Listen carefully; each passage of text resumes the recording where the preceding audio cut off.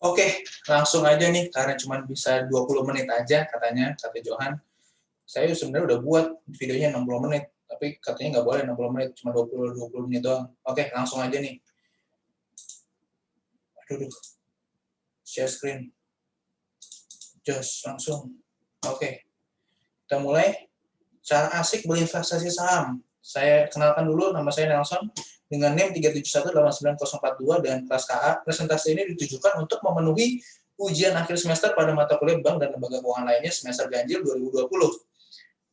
Aduh, saya gedein dulu. Oke, sip. Disclaimer on dulu ya, guys. Jadi, setiap pembahasan saham dalam PowerPoint ini hanya bersifat sebagai sarana edukasi dan bukan merupakan perintah atau ajakan beli atau jual suatu produk investasi. Setiap keuntungan dan kerugian menjadi tanggung jawab masing-masing dari pelaku pasar. Oke, saya nggak perlu banyak-banyak cerita ya. Nah, kalian kalau mau versi lengkap dari video ini bisa langsung klik ke channel YouTube saya pribadi ya. Jadi saya langsung aja. Jadi sejak November 2015, Bursa Efek Indonesia itu menjalankan kampanye Yuk Nabung Saham. Jadi intinya adalah mengajak para masyarakat Indonesia itu untuk semakin sadar bahwa penting sekali untuk meningkatkan literasi keuangan mereka supaya meningkatkan kesejahteraan dari masyarakat Indonesia sendiri gitu. Jadi ini adalah lambang-lambangnya. Oke, lanjut aja. Pokoknya intinya adalah diibaratkan sebagai pohon yang kita tanam terus-menerus gitu setiap hari ya. Jadi makin banyak makin kayak buah apel gitu, makin banyak makin berbuah banyak kan apelnya gitu lah. Intinya seperti itu aja lah. Perlukah investasi? Itu perlu banget lah investasi, itu satu-satunya cara ngalahin inflasi. Ya kan? Untuk menambah dan meningkatkan aset kita dan cadangan finansial untuk antisipasi ketidakpastian. Lanjut. Saya masih muda kok, untuk apa sih investasi gitu kan? Jangan menyepelekan usia muda kalian, ya kan?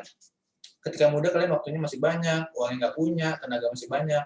Kalau nanti udah dewasa, waktunya nggak ada, uang banyak, tenaga ada. Kalau udah tua, waktu ada, uang ada, tenaga nggak ada. Nah, lebih baik ketika remaja kita menyisihkan, memang kita nggak punya uang, tapi setidaknya kita punya waktu untuk belajar, untuk meningkatkan literasi keuangan kita, ya kan? Tenaganya kita pakai untuk hal-hal yang berguna seperti itu. Untuk baca buku, untuk nonton YouTube, seperti nonton YouTube Felicia Putri Siasaka atau dan kawan-kawannya lah, yang memang udah mantap gitu literasi keuangannya. Kemudian pas dewasa, kita ketika banyak uang dan tenaga, kita nggak punya waktu. Kita langsung aja investasi saham ke perusahaan-perusahaan yang udah kita pelajari sejak remaja, seperti itu. Dan kita udah tua, kita jadi bisa punya banyak uang. Lanjut, apa sih investasi itu gitu kan? Investasi adalah bagaimana mengelola aset dan harta kita sehingga aset atau harta kita tersebut dapat memberikan hasil di kemudian hari, seperti itu. Ya kan? Jadi pokoknya intinya bagaimana kalian mampu mengorbankan keinginan kalian saat ini untuk imbal hasil yang lebih besar di kemudian hari, seperti itu. Lanjut, pokoknya intinya harus ngalahin inflasi deh. Tingkat inflasi itu rata-rata kira-kira 5%, tapi tergantung ya. Oke, apa sih nyata bedanya menabung sama investasi? Kalau investasi itu tujuannya untuk memperoleh keuntungan. Kalau menabung cuma buat nyimpen. Kalau investasi ada risikonya. Kalau menabung itu nggak ada risikonya. Kemudian jenis transaksinya, investasi itu jual beli saham kayak, jual beli reksadana kayak. Terus kalau nabung itu cuma sewa pinjam. Kita nabungin deposito, terus ada orang yang pengen minjem duit di bank gitu ya. Nah, itu dia mengkreditkan, dia kredit buat rumah kayak, dia kredit buat usaha kayak, nah itu dia minjem kepada orang yang mempunyai kelebihan dana. Tanpa transaksinya, investasi itu ada di pasar modal. Kalau menabung itu cuma ada di perbankan. Oke? Pasar modal itu sendiri apa sih? Pasar modal itu adalah tempat bertemunya pihak yang perlu dana jangka panjang, yaitu perusahaan tercatat, perusahaan TBK, dengan pihak yang perlu investasi pada instrumen finansial. Dinamakan investor, ya kan?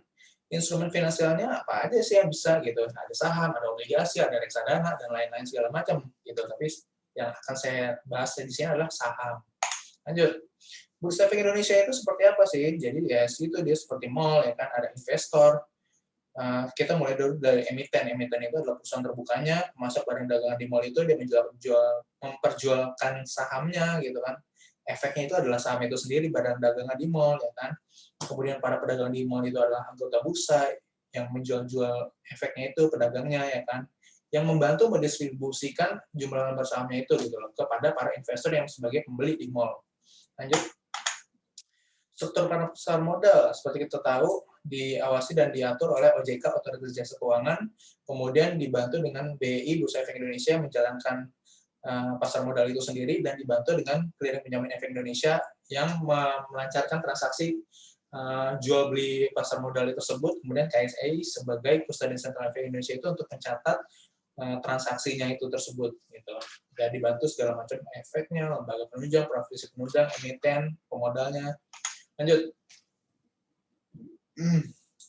Beberapa produk barang pasar modal. Ya udah, saya cuma jelasin saham doang ya, saya nggak mau jelasin yang lain. Saham itu seperti pokoknya intinya adalah bukti kepemilikan suatu perseroan. Jadi buktinya saya setelah membeli saham, membeli lembar saham itu apa ya? Saham itu seperti itu. Beli saham itu sama dengan memiliki perusahaan itu sendiri. Ya kita udah bisa beli saham itu mulai dari start from Rp100.000 minimal pembukaan rekening sahamnya itu gitu. Jadi 100.000 aja kita udah bisa beli saham. Dan minimum kepemilikannya adalah 100 lembar saham atau 1 lot di Indonesia gitu. Oke. Apa sih yang kita dapat dari beli saham? Yaitu kita bisa dapat capital gain sama dapat dividen. Kalau perusahaannya memang bona fide bisa menghasilkan profit. Tapi kalau kagak bisa profit tuh perusahaan, ya mau nggak mau kapitalnya, modal kita hilang. Harganya turun, beli 1.000, ternyata besok jadi gocap, ya kan? Bisa juga. Sama risiko likuidasi, gitu. Lanjut. Nah, ini kita ngomongin tentang risiko, ya kan? Dari Warren Buffett ini, risk comes from not knowing what you're doing. Risiko itu ada, kata Warren Buffett, karena ketidaktahuan kita atas apa yang sedang kita lakukan, gitu. Jadi kita harus tahu dulu risikonya. Risikonya apa sih? Ya udah, seperti itulah. Kalian harus tahu lah. Risiko berinvestasi sahamnya seperti ini, yaitu bisa kehilangan modal kita, ya kan? Kita bisa dapat sama sekali nggak dapat dividen kalau perusahaannya nggak menghasilkan laba, bisa menghasilkan uang dari kas operasionalnya, kemudian sahamnya disuspend oleh BI atas satu dan lain hal, kemudian dari listing dari BI, ini sangat menyakitkan, kemudian likuidasinya rendah, alias susah banget dijual gitu. Kita bisa beli tapi jarang dijual, ya mau apa lagi? Yang penting kan kalau saham kan intinya cuan, kalau nggak bisa dijual percuma. Lanjut, kenapa pelaku pasar modal itu nggak setuju dengan istilah saham gitu kan? Ini sering banget saya bahas ya kan, saya nggak setuju banget dengan main saham. Kita harus berinvestasi saham karena itu tadi cuma ada investasi saham sama berdagang saham, trading stock ya kan. Kalau main saham itu kayaknya kelihatannya sepele ya, namun dampaknya itu luar biasa, terutama untuk mental. Karena kata main itu mengandung makna menyenangkan, yaitu terkesan nggak serius, sama nggak terarah dan terencana. Ya kan, bayangin aja kalau kalian nggak terencana, nggak serius, itu duit kalian loh, ya kan, yang kalian investasikan di saham itu, masa kalian nggak bisa serius sih sama uang yang Anda hasilkan dengan susah payah begitu kan. Kalian harus serius, kalian harus terencana, dan harus terarah untuk apa itu, untuk investasi apa saham itu. Ciri-ciri pemain saham seperti ini nggak punya rencana matang, itu kecanduan, pola pikirnya harus mau pengen cepat kaya aja dari saham, ya kan, nggak mau belajar, nggak mau melalui proses, kemudian mengambil keputusan itu berdasarkan emosi semata. Nah ini titik banget, itu adalah ciri-ciri pemain saham, dan saya juga pernah seperti ini, jadi saya harus membagikan seperti ini kepada kalian semua. Tips bagi para mahasiswa investor sebelum mulai investasi saham nih, harus punya penghasilan lah, itu paling penting. Melunasi utang konsumtif, nyiapin dana darurat dulu, ya kan. Pahami tujuan investasi kita, kenali profil risiko, konservatif, moderat, atau agresif. Terus pelajari alternatif investasi yang ada, selain saham juga ada reksadana, pasar uang, reksadana pendapatan tetap, reksadana saham juga ada, ya kan, ada exchange traded fund, ada obligasi. Tentukan strategi investasimu dan disiplinlah berinvestasi gitu. Kemudian tentukan batas investasi itu sesuai dengan kemampuan gitu kan. Nah, ini saya ambil dari finansialku.com. Ya, ini sebagai referensi aja buat kalian-kalian bahwa inilah piramida kesehatan finansial kita. Ya kan, kita harus di fase pertama itu harus kita keamanan keuangan dulu yang kita capai, baru kenyamanan keuangan, dan terakhir baru distribusi kekayaan. Gitu. Untuk mencapai financial freedom biasanya kita udah baru masuk pensiun ya. Tapi menurut saya, kalau saya nggak akan pernah berhenti bekerja ya sampai saya tua pun gitu kan.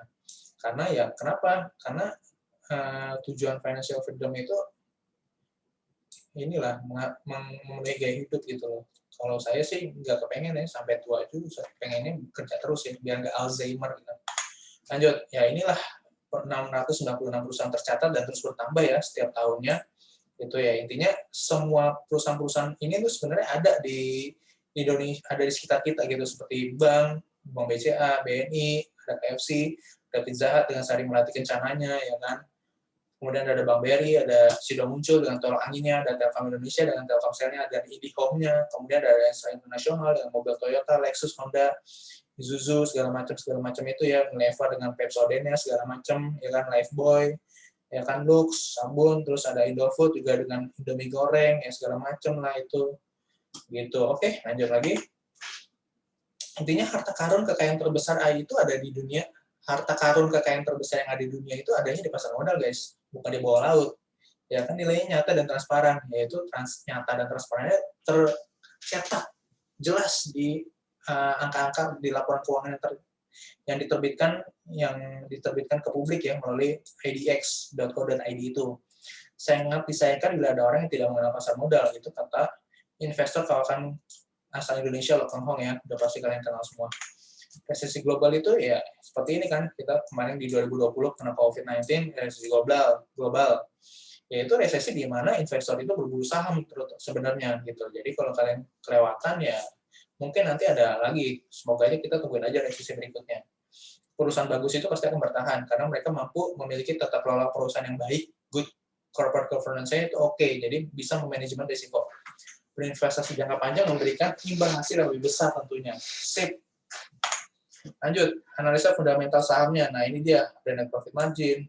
Net profit margin itu membandingkan antara net profit dengan total revenue-nya dikali 100%. Ya kan? Kemudian ada return on equity. Ini pokoknya yang saya bahas di sini adalah yang cara asiknya untuk berinvestasi di saham ya. Yang cara mudahnya sekali untuk analisa fundamental. Saya nggak akan ngebahas analisa teknikal di sini karena analisa teknikal mungkin nggak akan dibahas di buku-buku ini gitu. Jadi kalian harus belajar sendiri analisa teknikal, dan saya nggak mau ngajar di sini karena terlalu panjang. Biasanya nggak akan cukup 20 menit. Lanjut. Net profit margin itu seperti itu tadi ya. Net profit margin itu yang bagus adalah di atas 10%. Kalau di bawah 10% nggak bagus ya guys. Gitu. Lanjut ke return on equity. Return on equity ini adalah perbandingan antara net profit dengan shareholders equity-nya. Dan satuannya adalah persentase juga. Gitu. Biasanya di atas 15% baru bagus guys. Kemudian debt to equity ratio-nya, dia membandingkan antara total utangnya dengan jumlah lembar saham yang beredarnya. Kenapa harus seperti itu? Gitu. Kenapa harus dibandingin? Biar tahu, lu mampu nggak, perusahaan itu mampu nggak ngelunasin utang cuma dari modal aja. Kalau nggak bisa ngelunasin utang dari modal aja, wah bahaya sekali guys. Gitu kan. Ini perusahaan nggak munafik. Masa utangnya banyak banget, lebih banyak dari modal, gitu nggak bagus. Makanya kalau lebih dari satu, hati-hati, hindari begitu tepatnya. Lanjut ke earning per share. Earning per share itu nanti digunain buat mencari price to earning ratio. Nah, ini salah satu analisa yang saya pakai banget nih, price to earning ratio ini. Ya kan? Karena apa? Seperti kalian tahu, yang kemarin kayak KF Inaf itu price to earning ratio-nya ada berapa? Di harga 500. Nanti saya kasih tahu. Ya kan? Earning per share itu kita lihat, cari dulu dari laba bersih dibagi jumlah saham beredar, ya kan? Oke. Lanjut, kita ke price to earning ratio. Price to earning ratio ini harga saham saat ini dibagi dengan earning per share yang tadi, gitu. Baru lo ketemu price to earning ratio-nya. Nah, price to earning ratio ini biasanya diibaratkan disatuankan sebagai sekian-sekian kali gitu. Jadi misalkan kayak KF Inaf itu pasti harga berapa, 5.000, 4.000-an, itu 500 kali lipat loh. 500 kali lipat itu berarti 500 tahun kalian harus membutuhkan waktu untuk mengembalikan modal kalian beli itu. Wah, serem sekali kan. Lanjut. Kemudian ada book value ya. Book value itu untuk total ekuitas dibagi jumlah saham beredarnya. Nah, kalau di sini adalah total ekuitasnya dibagi jumlah saham beredar, itu baru ketemu book value. Kemudian book value itu digunakan buat kita nyari lagi price to book value-nya. Ini salah satu yang saya pakai juga selain price to earning ratio tadi. Harga saham saat itunya dibagi dengan book value. Nah, tercermin lah itu 0, sekian kali gitu. Yang bagus sih di bawah 1 kali ya gitu. Tapi nggak semua saham yang di bawah 1 kali itu bagus ya. Nggak selalu under value. Kadang ada juga yang jelek. Nah, ini contoh paling gampangnya aja nih guys, analisa fundamental saham. Nah, saya ngebandingin ICBP sama INDF, walaupun satu anak usaha, tapi sama-sama consumer goods. Kemudian ada Mayora, Ultra Jaya, Unilever, sama Cleo. Seperti itu ya.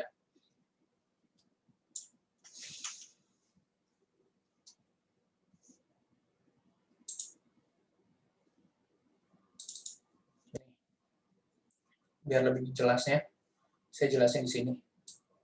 Tuh, ini saya udah analisa sebagai demikian rupa, cukup banyak gitu kan.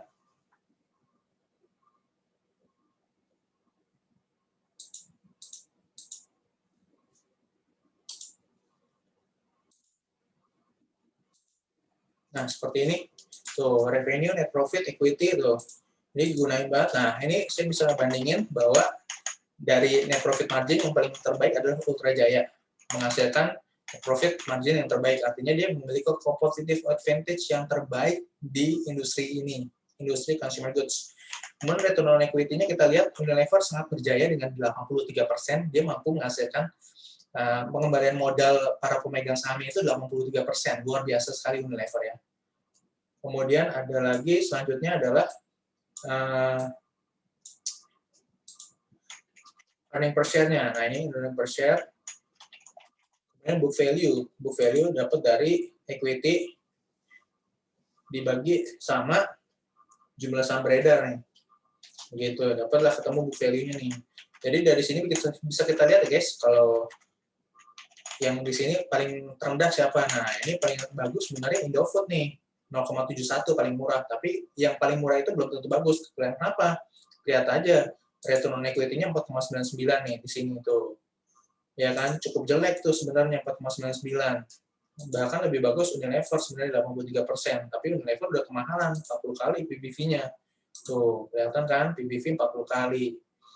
Ya kan, paling enak sih sebenarnya kalau kalian mau tahu, paling kalau kalian margin of safety-nya oke, pengennya ya mendingan beli aja IDF gitu kan, masih murah sebenarnya sama ICBP gitu. Kalau Unilever sebenarnya harus jangka panjang banget karena dia udah slow growers banget gitu. Oke, kayaknya sekian dulu ya penjelasannya karena kan udah 18 menit nih, ngomong begini doang 18 menit, buset deh. Aduh, share lagi. Oke, sip. Oke, terima kasih ya kepada Bapak Akromo Iqbal yang telah membimbing saya selama perkuliahan bank dan lembaga keuangan lainnya. Mohon maaf kalau saya ada salah ucap dan salah perkataan selama 1 semester terakhir. Mohon maaf juga kalau saya mungkin agak telat-telat gitu ngumpulin tugasnya, karena ya saya juga bekerja gitu kan. Cukup banyak kesibukan juga, terus keluarga juga yang mendukung saya, teman-teman saya juga khususnya Johan, Aldo, Ali, Fani, terima kasih. Kemudian saya juga ngambilnya dapat dari Indonesian Stock Exchange, inklusi keuangan, terus dari buku juga, ya kan. Stop sharing aja deh udah. Itu kan dari buku nih, ya. Oke, terus dari sini juga saya baca-baca banyak, dari buku Ibu Ellen May juga, oke, dan buku-buku yang di belakang saya juga, terima kasih, gitu kan. Oke, sekian itu aja deh untuk presentasi bank dan lembaga keuangannya. Semoga lulus. Amin.